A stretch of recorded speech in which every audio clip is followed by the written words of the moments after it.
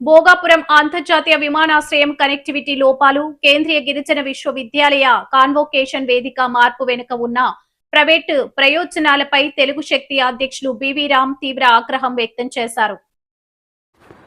Bhogapuram airport వేదికగా GMR సంస్థకు భారీగా ఆర్థిక లబ్ధి చేకూర్చి తద్వారా లోకేష్ టీం పరోక్షంగా లబ్ధి పొందుతోందని ఆయన సంచలన ఆరోపణలు చేశారు. ఈ మొత్తం వ్యవహారాలపై నేరుగా ప్రధానమంత్రి కార్యాలయం, రాష్ట్రపతి భవన్ కు ఆశ్రయించి పక్కా ఆధారాలతో ఫిర్యాదులు అందజేశారని ఏపీ భవన్ న్యూఢిల్లీలో సోమవారం మధ్యాహ్నం విలేకరుల సమావేశంలో మాట్లాడుతూ తెలియజేశారు. రాష్ట్ర ప్రభుత్వం అత్యున్నత పదవుల్లో ఉన్న ప్రధాని రాష్ట్రపతికి తప్పుడు సమాచారం అందించి తప్పుదోవ పట్టిస్తోందని, వాస్తవాలు తెలుసుకునే వరకు వారు తమ విశాఖపట్నం పర్యటనను వాయిదా వేసుకోవాలని డిమాండ్ చేశారు. ఏదైతే రేపు రాష్ట్రపతిగా విశాఖపట్నం పర్యటన వస్తున్నారో సెంట్రల్ ట్రైబల్ యూనివర్సిటీ కన్వకేషన్కి అది పూర్తిగా రాష్ట్ర ప్రభుత్వం తప్పుదోవ పట్టించారు. ఎందుకంటే దేశంలో కానీ ప్రపంచంలో కానీ ఎక్కడా కూడా కన్వకేషన్ ఒక ప్రైవేట్ హోటల్లో జరగలే. మరి ఎంత దురదృష్టం అంటే ఫస్ట్ టైం యూనివర్సిటీ క్యాంపస్లో కాకుండా ఒక ప్రైవేట్ హోటల్లో చేస్తారంటే నిజంగా ట్రైబల్ యూనివర్సిటీ చరిత్రలో ఒక మాయను మచ్చిగా మిగిలిపోతుంది మనం చేస్తున్నాం.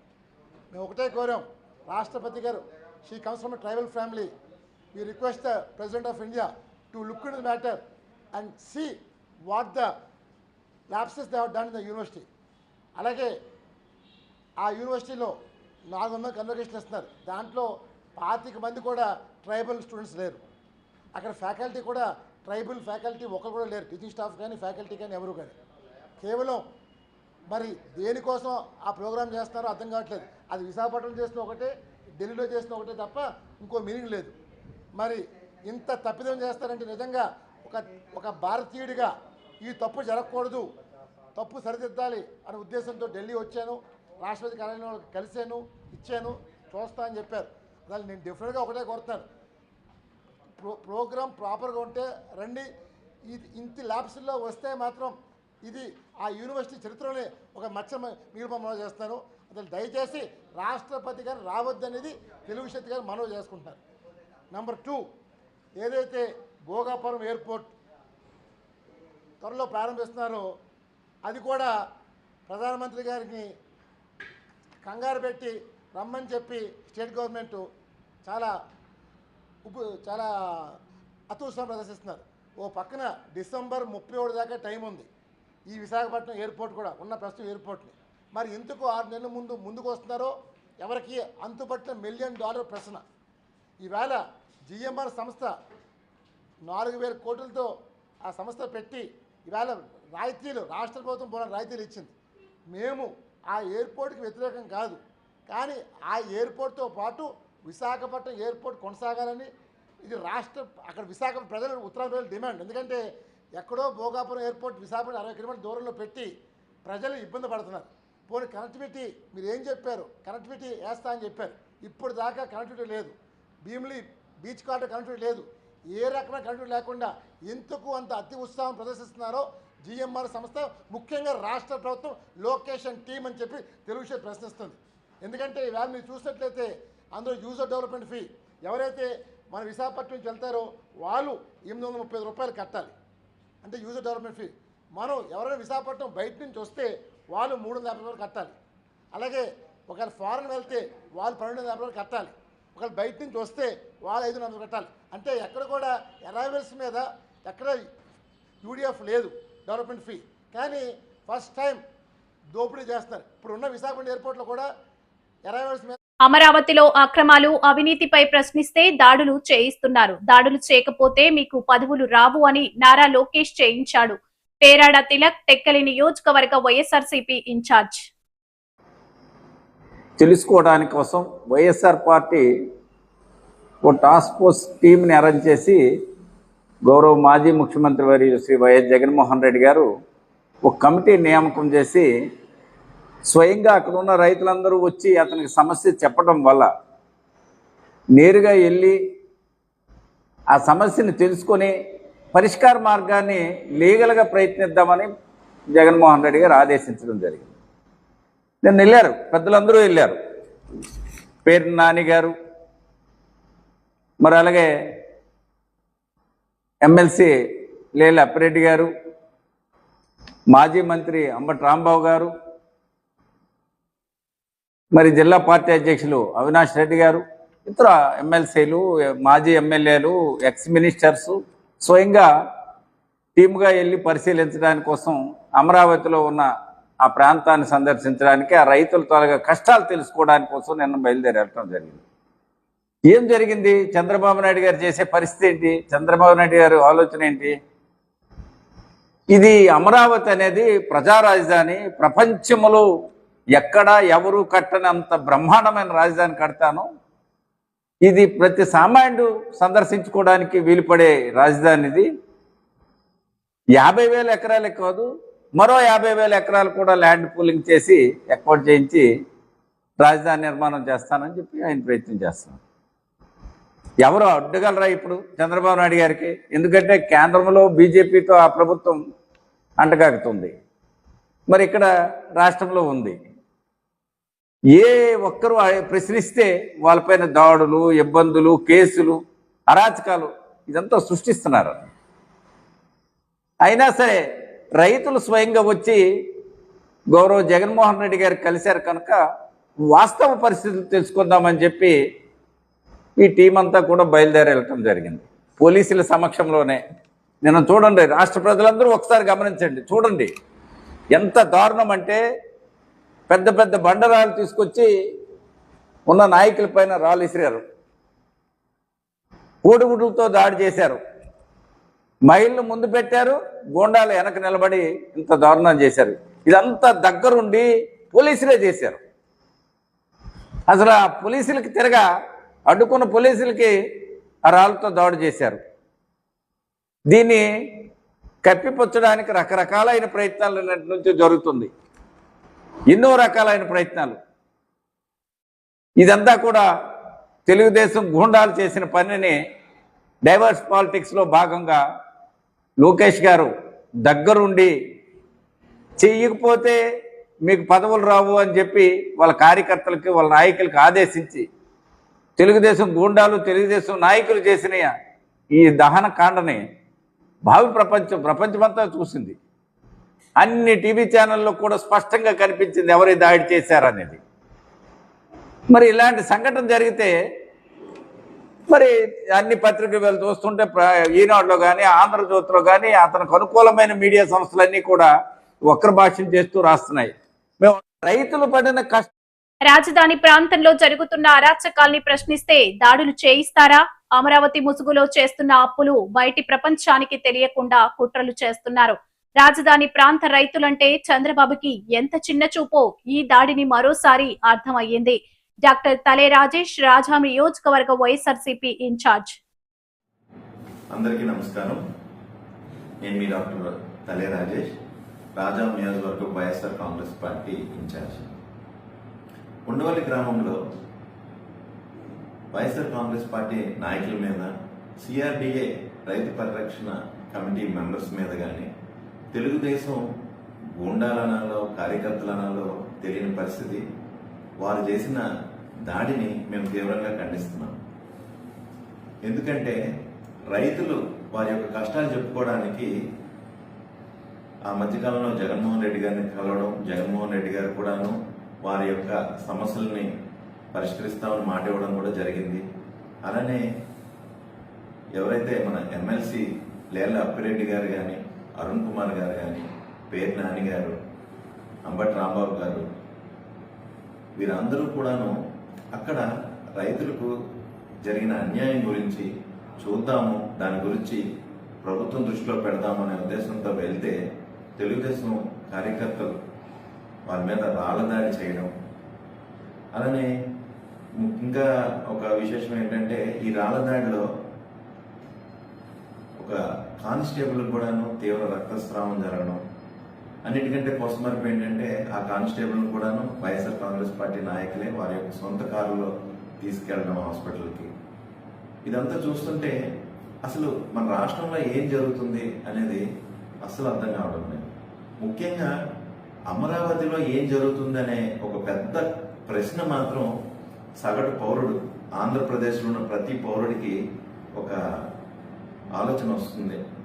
అసలు అమరావతి ఏం జరుగుతుంది? ఆల్రెడీ అమరావతి కోసం భూములు తీసుకోవడం జరిగింది. ఆ భూముల్లో ఏమన్నా కట్టారా అని అంటే ఎక్కడో అరాకొర బిల్డింగ్లు, అక్కడక్కడ రోడ్లు తప్ప ఈరోజు అమరావతి ఏముంది అని అంటే ఏమీ లేదనే చెప్పాలి. ఇది పూర్తి కాకపోగా తిరిగి మళ్ళీ రైతుల దగ్గర నుండి భూములు ఎక్వైర్ చేయడం అంటే ముందు అసలు మీరు తీసుకున్నది కొన్ని పూర్తి చేస్తే తర్వాత దాని ఎక్స్టెన్షన్ కోసం భూములు తీసుకోవచ్చు. మరి ఈ రెండవసారి ఎందుకు తీసుకుంటున్నారు? మొదటి దాని రేటు పెంచడానికి కోసమా, లేకపోతే రైతులను ఇబ్బంది పెట్టాలనేదే మీ యొక్క అభిమతమా అని ముఖ్యమంత్రి చంద్రబాబు నాయుడు గారిని నేను సూటిగా ప్రశ్నిస్తున్నాను. ఈరోజు రైతులు ఎలాంటి ఇబ్బందులు పడుతున్నారని అంటే అక్కడ భూములు ఏవైతే రైతులు ప్రభుత్వానికి ఇవ్వలేదో ఆ యొక్క రైతుల్ని టార్గెట్ చేసి వారి యొక్క పంట పొలాల్లోకి అక్కడ గట్టులను కొట్టేసి అక్కడున్న నీటినంతటిని తెచ్చి ఆ పొలాలని నీటితో నింపేసి ఇదంతా కూడాను వ్యవసాయానికి అనుకూలం కాదు, ముంపు ప్రాంతం అని పైకి చెప్పడం కోసం మీరు చేస్తున్న పని అయితేనేమి, అలానే రైతులకు ఏదైతే భూములు ఇవ్వని రైతులకు కరెంటు కట్ చేసేయడం, నీళ్లు కట్ చేసేయడం లాంటి పనులు చేయడం అయితేనేమి, అలానే రైతులకు భూమిని ఇవ్వని రైతులు. కోవిడ్ తర్వాత సైబర్ నేరాలు పెరిగాయని ఆంధ్రప్రదేశ్ హోంమంత్రి వంగలపూడి అనిత వ్యాఖ్యానించారు. ఎన్డీఏ ప్రభుత్వం సైబర్ క్రైమ్ పై దృష్టి పెట్టిందని పేర్కొన్నారు. సైబర్ నేరాలపై ఉక్కుపాతం మోపుతున్నామని హెచ్చరించారు. సైబర్ క్రైమ్ పోలీస్ స్టేషన్ కు టూల్స్ ఇస్తున్నామని చెప్పుకొచ్చారు. కొన్ని సందర్భాల్లోనే జరుగుతుంది. ఆ కొన్ని సందర్భాల్లో ఆ సందర్భం కూడా విశాఖపట్నం కమిషనరేట్ ఇనిషియేటివ్ తీసుకున్నందుకు ప్రత్యేకంగా మన వైజాగ్ కమిషనరేట్కి మన సిపి గారికి, అదేవిధంగా మణికంఠ ప్రశాంతి గారు, అదేవిధంగా మన లతామాధురి గారికి అందరికీ కూడా ప్రత్యేకంగా ధన్యవాదాలు తెలియజేసుకుంటూ, ముఖ్యంగా ఉన్న మా డీసీపీస్ అందరికీ కూడా, ఐసీపీస్ అందరికీ ఈరోజు ముఖ్యంగా గ్రీన్ వ్యాలీ ఫౌండేషన్ మా మేడంకి ప్రత్యేకంగా ధన్యవాదాలు, Seed Organisation, New Life Integrated Rehabilitation Centre వారికి, అదేవిధంగా మన మెంటల్ కేర్ హాస్పిటల్ నుంచి, కేజీహెచ్ నుంచి వచ్చిన వాళ్ళందరికీ కూడా ప్రత్యేకంగా నేను ధన్యవాదాలు తెలియజేసుకుంటున్నాను. ఈరోజు ఒక డ్రగ్స్ మహమ్మారి నుంచి కానీ, గాంజా మహమ్మారి నుంచి కానీ, ఈ లిక్కర్ మహమ్మారి నుంచి కానీ, ఇవన్నిటి నుంచి కూడా బయటికి రావాలి అంటే ఏదో గవర్నమెంట్ ఒకరు ఇనిషియేషన్ తీసుకోనో, లేకపోతే గవర్నమెంట్ ఒకరు ప్రోగ్రామ్స్ పెట్టుకోనో, లేకపోతే గవర్నమెంట్ ఒకరు వాళ్ళ మీద కేసులు బనాయించో చేస్తే సరిపోదు. ఇది social responsibility. At the same time coordination team work చేసుకుంటేనే ఒక డ్రగ్స్ రహిత ఆంధ్రప్రదేశ్ని ఏర్పాటు చేయడానికి మనందరం కూడా భుజాన్ని వేసుకొని వెళ్లాల్సిన అవసరం ఉంది. దీనిలో గవర్నమెంట్ ఎంత పాత్ర పోషిస్తుందో అంతే పాత్రని ఇప్పుడు మన అదృష్టం కొద్దీ ఈరోజు ఈ రీహాబిలిటేషన్ సెంటర్స్ తీసుకొచ్చిన ఎన్జిఓస్ కానీ వీళ్ళందరూ కూడా అంతే పాత్రని వాళ్ళు కూడా భుజాన్ని వేసుకొని ఈరోజు ముందుకెళ్ళటం వల్ల మేము కూడా మా వర్క్ చాలా ఈజీగా చేసుకోగలుగుతున్నాం. ఈరోజు మెయిన్ ఎన్డీఏ గవర్నమెంట్ అధికారంలోకి రావడానికి ముందు క్రైమ్ రేట్కి చూస్తే 14% ఆఫ్ క్రైమ్ రేట్ మేము తగ్గిందని చెప్పుకునే దానికి ప్రధానమైన కారణం ఏంటంటే ఈ గాంజాని కల్టివేషన్ ఏదైతే జీరో చేశామో, గాంజా ట్రాన్స్పోర్టేషన్ మీద కూడా చాలా ఉక్కుపాదం వేసి మ్యాక్సిమం ఈ 1.5 year మనకి ఈగల్ టాస్క్ ఫోర్స్ ఏర్పాటు చేసిన తర్వాత నుంచి 1.5 year గవర్నమెంట్ స్టార్ట్ అయిన 2 yearsలో దగ్గర 1,20,000 కేజీల గాంజాని డిస్ట్రక్ట్ చేసాం. అంటేనే ఈరోజు మన పోలీస్ డిపార్ట్మెంట్ ఎంత ఎఫెక్టివ్గా పనిచేస్తుందో మీ అందరూ కూడా గుర్తు చేసుకోవాలి. దానికి సాక్షాత్తు నేనే మొన్న డిఅడిక్షన్ సెంటర్ అక్కడ గాంజాకి కూడా అక్కడ మేము నాశనం చేయడానికి కూడా మేము వెళ్ళాం. అక్కడ కూడా అంటే ఓవరాల్గా ఈరోజు అదే కాకుండా ఇందాక మన పెద్దలు చెప్పారు, గ్రౌండ్ లెవెల్ నుంచి అంటే విద్యార్థి స్థాయి నుంచి ఈ మధ్యకాలంలో మేము కూడా ఒక సర్వే తెప్పించుకుంటే ఫస్ట్ టైం ఏదైతే గాంజా కానీ డ్రగ్స్ కానీ ఈ లిక్కర్ కానీ యూజ్ చేసే ఏజ్ గ్రూప్ ఎంత ఉందంటే 13 years, అంటే టీనేజ్ స్టార్ట్ అయిన దగ్గర నుంచి స్టార్ట్ అయిపోతుంది. ఇప్పుడు సార్ 8 years అన్నారు. ఇప్పుడు నేను దాని మీద దృష్టి పెట్టాల్సిన అవసరం ఉంది. ఎందుకంటే నేను కొంచెం అలా ఇంకొకసారి రివైండ్ మళ్ళీ వేరే సర్వే కూడా చేసుకోవాలి. As on hour survey 13 to 18 age group మధ్యలో వాళ్ళు స్టార్ట్ చేస్తే ఎలా ఉంటుంది, స్టార్ట్ చేస్తే ఏమవుతుంది అంటే ఆ రేంజ్లో స్టార్ట్ చేస్తున్నారు. అగైన్ ఇంకొకటి ఏంటంటే అంటే మనం ఒక్కొక్కసారి స్నేహితుల ఇంపాక్ట్ ఎంతవరకు ఉంటుంది పిల్లల మీద అని చెప్పడానికి కూడా 60 to 70% ఎడిక్ట్ అయ్యేది కేవలం స్నేహితుల వల్ల ఎడిక్ట్ అవుతున్నారు. ఇది కూడా సర్వేల రూపంలో మనకు వచ్చింది. అంటే మనం ఎంత జాగ్రత్తగా ఉండాలి. సో గవర్నమెంట్గా మేము తీసుకుంటున్న ఎన్డీపీఎస్ యాక్ట్లు కానీ ఈగల్ మీకు ఎంత 450 మంది ఒక ఎఫెక్టివ్ టీం కానీ ఇప్పుడు వాళ్ళు కూడా కోఆర్డినేషన్ విత్ పోలీస్ డిపార్ట్మెంట్తో కానీ వాళ్ళు చేస్తున్న ఆపరేషన్స్ కానీ ఒకసారి చూస్తే ఈరోజు ఎవరైతే గాంజా సప్లైస్ ఉన్నారో వాళ్ళ తాలూకా ఆస్తులు కూడా జప్తు చేసి అరౌండ్ ఈ రోజుకు ఒక 24 కోట్ల రూపాయల ఆస్తులు కూడా జప్తు చేసే పరిస్థితి కనిపించింది. అంటే మేమేం చేస్తున్నామంటే ఏదో అక్కడ ట్రాన్స్పోర్ట్ చేసిన వాళ్ళు తీసుకెళ్లి జైల్లో పెట్టేది కాకుండా ఎవరైతే మూలాలు ఉన్నాయో వాటన్నింటినీ కూడా పిట్ ఎన్డీపీఎస్ కేసెస్ విపరీతంగా పెట్టు అంటే ఇవన్నీ కూడా ఏర్పాటు చేసుకుంటూ ఒక రకమైన భయం. అట్ ద సేమ్ టైం ఇంతకుముందు మనకి ఈ డ్రంక్ అండ్ డ్రైవ్లో వాళ్ళకి టెస్ట్ కిట్స్ ఉండేవి.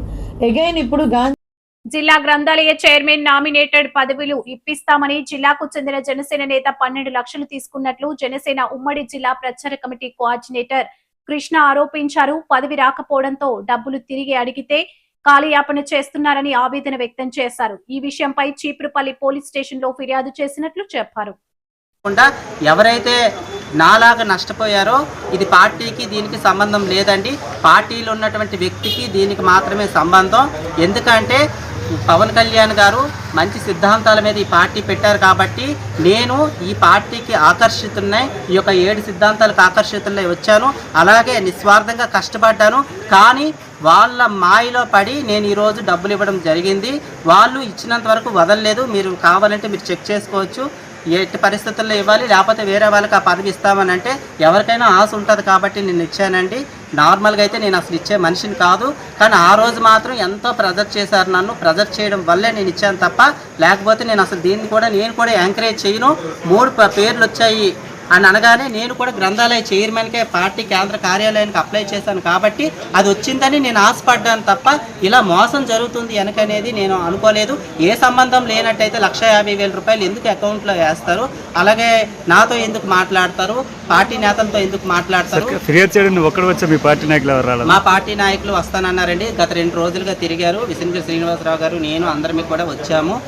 నిన్న కూడా ఆదర్ మోహన్ గారు స్టేషన్ వరకు వచ్చారు. అందరమే వచ్చాము. రాజు గారు వచ్చారు, కర్లం లక్ష్మీనాయుడు వచ్చాడు, నాయుడు వచ్చాడు, అందరూ వచ్చారు. వాళ్ళందరూ వచ్చారు.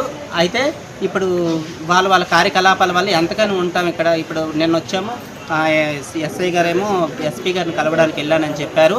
అయితే ఈరోజు ఉదయం వరకు వస్తాననేసి ఫోన్లు వచ్చాయని చెప్పారు. వాళ్ళు మాట్లాడడానికి వస్తానని చెప్పారు. ఇప్పటి వరకు వెయిట్ చేశాము, ఇంతవరకు రాలేదు. గత 1 ఇయర్ నుంచి నేను కష్టం పడుతుంటే ఏ రోజు లేని ప్రెస్ స్టేట్మెంట్, ప్రెస్ రిలీజు ఈ రోజు వచ్చిందంటే దానికి అర్థం ఏమంటారు? నేనేం చిన్నపిల్లోని కాదు, నా వెనక ఎవరూ లేరు. ఎవరు దీన్ని ప్రస్తావిస్తూ ఎవరు పరువో తీయాలనేది నా ముఖ్య ఉద్దేశం కాదు. నాకు జరిగిన అన్యాయానికి నేను పోరాటం చేస్తున్నానే తప్ప ఎవరిని బ్యాడ్ చేయడానికో ఎవరిని గుడ్ చేయడానికి అయితే మాత్రం కాదు. ఎవరు ప్రభావం ఖచ్చితంగా ఉంటుందండి. మా పవన్ కళ్యాణ్ గారే చెప్పారు, అన్యాయం జరిగితే ఎదిరించండి అని అన్నారు. కానీ ఇక్కడ ఏం జరిగిందని అంటే ఇది నాకు అన్యాయమే. ఎందుకు అన్యాయం అని అంటున్నానంటే ఈరోజు ఆ రోజు పదవుల కోసం ప్రలోభ పెట్టారు. మాకు కూడా కొత్త అండి ఇవన్నీ కూడా. అయితే పార్టీ జనరల్ సెక్రటరీ కాబట్టి మేము నమ్మాము. ఈ పార్టీకి జిల్లా అధ్యక్షుడు కూడా ఈ విజయనగరం జిల్లాకు లేరు కాబట్టి ఆవిడ ఏంటి చెప్తారు. విజయనగరం జిల్లాలో చట్టాలను ఇప్పటికైనా సక్రమంగా అమలు చేయాలని గోవా గవర్నర్ అశోక్ గజపతిరాజు అన్నారు. వైసీపీ పార్టీ కార్యాలయ నిర్మాణంపై అశోక్ గజపతిరాజు సోమవారం స్పందించారు. తమ వంశానికి చెందిన స్థలాన్ని ప్రైవేట్ వారికి ఎలా ఇస్తారు? గత ప్రభుత్వంలో భూమి బదలాయింపులకు విశ్వ ప్రయత్నాలు జరిగాయన్నారు. This relates to town survey number 569. ఇప్పుడు ఒక ప్రభుత్వము ఒక పార్టీకి ఇచ్చారు. I'm not questioning that policy. నాకు పాలసీతో సంబంధం లేని విషయం. What parties do are left to parties.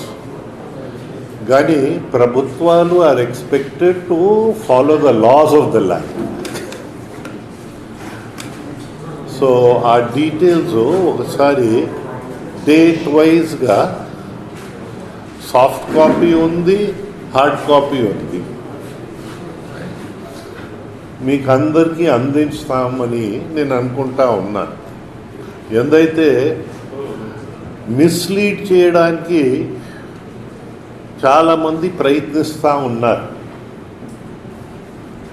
నేను ఫర్ ఎగ్జాంపుల్ కొన్ని ఓ very short time against the law also concern sections చాలా డ్రై డీటెయిల్స్ ఉంటాయి కనుక కన్సర్న్ సెక్షన్స్ కన్సర్న్ ఇవి కూడా మీకు అందిస్తున్నాను. Because even the supreme court has given certain orders. So what has happened, మీరు తొందరపాటు ఎవరు పడ్డారు, ఇంకా స్నేల్ పేస్ పై ఎవరు నడుస్తున్నారో ఇవన్నీ మీకు మీరే ఆ డేట్ వైజ్గా, నేను ఎవరిపైన ఆరోపణలు చేయటం లేదు, ఏదో నా అదృష్టం అది. నా పైన ఏదైనా నిర్ణయాలు తీసుకున్నప్పుడు గతంలో కూడా మాకు ఇలాగే అయింది. ఆర్డర్ ఇవ్వడం, ఇంప్లిమెంట్ చేయడం, జియో తీసుకురావడానికి చాలా సమయం పట్టడం, ఈ లోపల చాలా సమస్యలు సృష్టించడం, అలాగే అవుతా వచ్చింది ఇది. So Visakha Madhurawada GVMC zone 2 పార్టీలోని బాంబే కాలనీలో ఉన్న జిల్లా పరిషత్ సునీల్ శర్మ హై స్కూల్లో ఎంపీ నిధులతో నిర్మించిన నూతన తరగతి గదులను విశాఖ ఎంపీఎం శ్రీ భరత్ భీమిలి యువ నాయకుడు గంట రవితేజ ప్రారంభించారు. TDP MP Shri Bharat comments. ZPHS Sunil Sharma కాలనీలో ఎంపీ ల్యాడ్స్ అంటే ఎంపీ నిధులతో 40 లక్షలతో ఇవాళ కొన్ని పనులు మేము 1 సంవత్సరం క్రితం ప్రారంభించాము. ఇవాళ వాటిని ఇనాగరేట్ చేయడానికి ఈ స్కూల్లో పాల్గొనడం జరిగింది. 40 లక్షలతో ఏంటి అంటే, ఇటువైపు ఉన్న ఈ స్కూల్ బిల్డింగు ముందు జస్ట్ సిమెంట్ ఉండింది, పెయింట్ అవ్వలేదు. ప్లాస్టరింగ్ అయిన తర్వాత పెయింట్ పూర్తి అవ్వలేదు. దాని తర్వాత ప్రతి ఫ్లోర్లో గ్రిల్స్ లేవు. రెండో ఫ్లోర్లో క్లాస్ రూమ్స్ అదనంగా కావాలని 3 క్లాస్ రూమ్స్ అడిగారు. దాని తర్వాత ఆ క్లాస్ రూమ్స్లో కావాల్సిన లైట్స్, ఫ్యాన్స్ ఇవన్నీ. అది కాకుండా ఈ గ్రౌండ్ కొంత ఏంటంటే వర్షం వల్ల, వాటర్ వల్ల ఒక లోయలాగా తయారైంది. దీన్ని మళ్ళీ లెవెల్ చేసి అందరికీ సేఫ్టీగా ఉండేటట్టు చేయమని కోరారు. నెక్స్ట్ వాళ్ళ ఆరో ప్లాంట్ కూడా పని స్టార్ట్ అయిన తర్వాత ఇంకో షెడ్ కింద మూవ్ చేయాలని కోరారు. సో ఇవన్నీ ఇప్పుడు ఈ 40 lakhs పూర్తి అయిపోయినాయి. వాటిని ప్రారంభించడానికి ఇక్కడ రావడం జరిగింది. బిల్డింగ్ కూడా పెయింట్లు వేసిన తర్వాత చాలా అందంగా ఉంది. దీని ద్వారా వచ్చిన పరిణామం ఏంటి అంటే, టీచర్లు కూడా చాలా మోటివేటెడ్గా మా స్కూల్ అభివృద్ధి అవుతుంది అని ఓవరాల్ రాష్ట్రంలో మన విద్యాశాఖ మంత్రి లోకేష్ గారు ఇచ్చిన పిలుపు మేరకు ప్రతి గవర్నమెంట్ స్కూల్ ఒక ఛాలెంజ్గా తీసుకుని ఇంటింటికి వెళ్ళి గవర్నమెంట్ స్కూల్స్ ఇవాళ అభివృద్ధి అవుతున్నాయి, ఇక్కడ టీచర్లు కూడా సక్రమంగా పనిచేస్తున్నారు, బాగా నేర్పిస్తున్నారు అని ఎప్పుడైతే మెసేజ్ బాగా సమాజం లోపలికి వెళ్ళిందో, ఇక్కడ సునీల్ శర్మ కాలనీ స్కూల్లో కూడా హై స్కూల్లో 380 పిల్లలు గత సంవత్సరం ఉంటే ఈ సంవత్సరం 440 పిల్లలు. ప్రైమరీ స్కూల్, ఎలిమెంటరీ స్కూల్లో గతంలో 160 మంది ఉంటే ఇప్పుడు 180 మంది. అంటే ఈ సంవత్సరం మాత్రమే 80 పిల్లలు అదనంగా ఈ స్కూల్లో యాడ్ అవ్వడం అనేది చాలా గొప్ప achievement. I congratulate the schools. And ఈ మీడియా ద్వారా కోరేది ఏంటి అంటే, ఇతర గవర్నమెంట్ స్కూల్స్లో కూడా ఇట్లా ఛాలెంజ్గా తీసుకుని పనిచేయాలి అని. అక్కడ తల్లిదండ్రులు, టీచర్లు ఇక్కడ చేసిన కృషి, డిస్ట్రిక్ట్ ఎడ్యుకేషన్ ఆఫీసరు, మండల ఎడ్యుకేషన్ ఆఫీసర్ వాళ్ళు కూడా చేసిన కృషి చూస్తుంటే నాకు కూడా చాలా ఆనందంగా అనిపిస్తుంది. మనం ప్రతి స్కూల్ని ఈ విధంగా మనం అభివృద్ధి చేయగలిగితే ఏ పేద కుటుంబం కూడా నాకు మంచి విద్య లేదు అని బాధపడరు. మధ్యతరగతి కుటుంబాలు కూడా డబ్బు ఖర్చు పెట్టి ప్రైవేట్ స్కూల్కి వెళ్ళడం బదులు గవర్నమెంట్ స్కూల్లే ఇంకా బాగుంది అని ఉన్నవాళ్ళు కూడా ఎప్పుడైతే గవర్నమెంట్ స్కూల్కి రావడం మొదలు పెడతారో అది నిజమైన అభివృద్ధి. ఆ విధంగానే ప్రభుత్వం ఇవాళ ముందుకు తీసుకెళ్తుంది. Thank you.